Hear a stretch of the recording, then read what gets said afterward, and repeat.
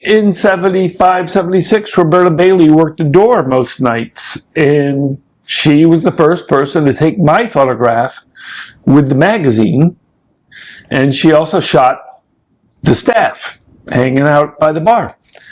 And these photos ended up all over the place.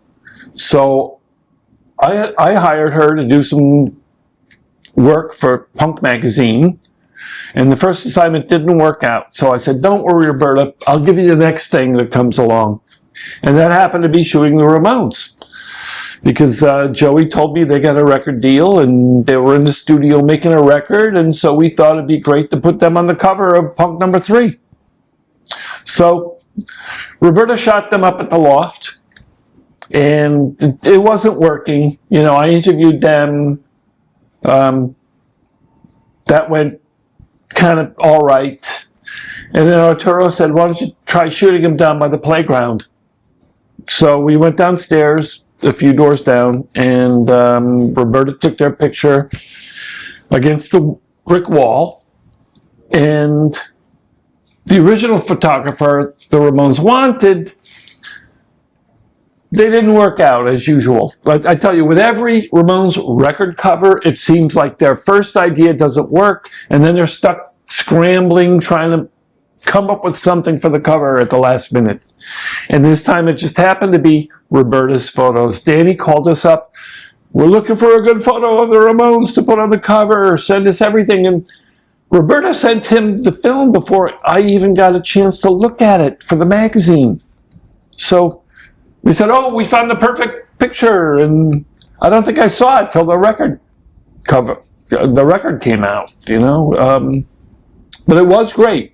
You know, Roberta got the perfect picture of the Ramones, and I think she got so many good pictures, they could have taken another photograph from her session and put that on the cover.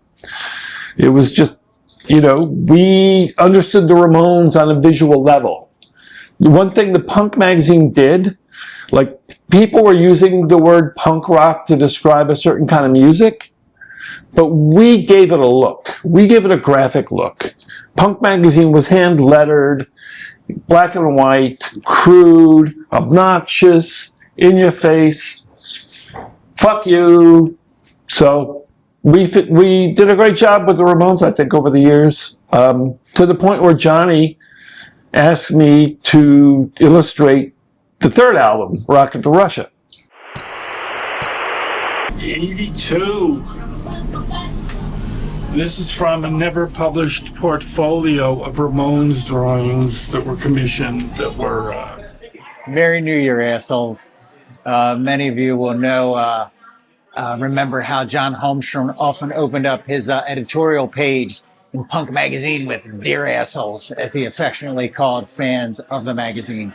Punk magazine started the mid-'70s in New York City, right along with CBGBs, of which I had the pleasure of playing in the early 90s, multiple occasions with my band Ephraim Bonus.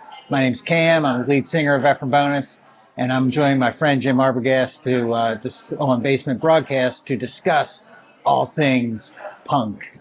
At any rate, what we're talking about right here is John Holmstrom's Anthology, along with Legs McNeil. Many of you know Legs from Rolling Stone, but these guys founded Punk magazine, and this is the anthology of said magazine. So let's take a look inside, shall we? I believe, in fact, this may be a signed copy, Jim's personal signed copy of Punk magazine. There's John Holmstrom. See some other cool things, see what it has to offer in here. Oh, there's John himself. I believe that's Roberta Bayley. She shot the first Ramones album, cover for the first Ramones album. Some of you may have heard her name before, and that's where you hear her from. What else?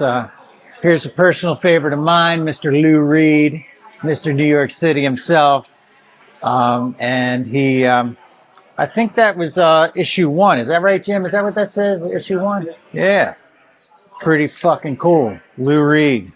the man, the myth, the legend. Another iconic cover. There's a Joey on the New York street corner. Very cool. Very, very cool. Let's see what else we got. Oh, who else? Who else shows up in Punk Magazine? Our dear friend Iggy Pop. Very cool shot of Iggy there.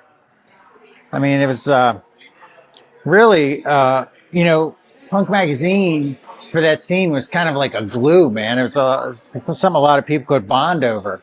And speaking of glue and sticky things, I offer Debbie Harry as also as someone who appeared in Punk Magazine.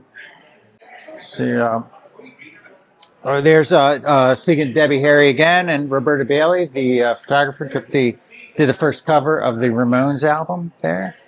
Another magazine cover. Oh, and here we are, Punk Magazine issue number 11. Checking out the cover here. Very cool cover. Story about the Dictators. The Dictators, pre-punk, pre-Ramones. And some of you may know the band Man of War. The guitar player, Ross the Boss, original guitar player in the Dictators. And there's a shot of the band and the Dictators story there. Very influential band in New York City punk scene. Really kind of like founders, you know what I mean? Jesus Christ. Oh, who do we have here? Oh, the Sex Pistols themselves popping up in Punk Magazine. John Holmstrom's Punk Magazine. And it just goes on. The thing is AC/DC. Oh, son of a bitch. Forgot. Going back to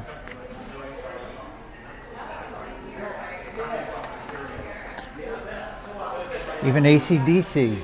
Angus and Bond make an appearance. They're interviewed by John, and it is not safe for YouTube, the content, but it's well worth a read. How these young men's minds were working. Tell them, Johnny Ramone.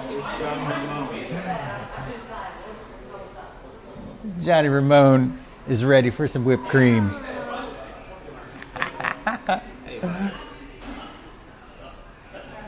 But yeah, so once again, just a great informative, look at this, man. Look at that frickin' cover there. That magazine cover. It's just insane, really cool. I'm sorry, but ChatGPT is not cranking out anything that cool. Hey, Johnny, hold on, buddy. We'll go through. There's more. Just very cool stuff.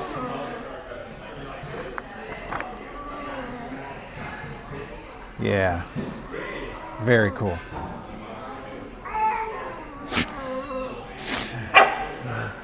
Rock and Roll High School, baby. Let's there we go. Like even Johnny likes it. Johnny Ramone loves learning about the Ramones. Merry New Year, assholes. Okay, sorry, do over.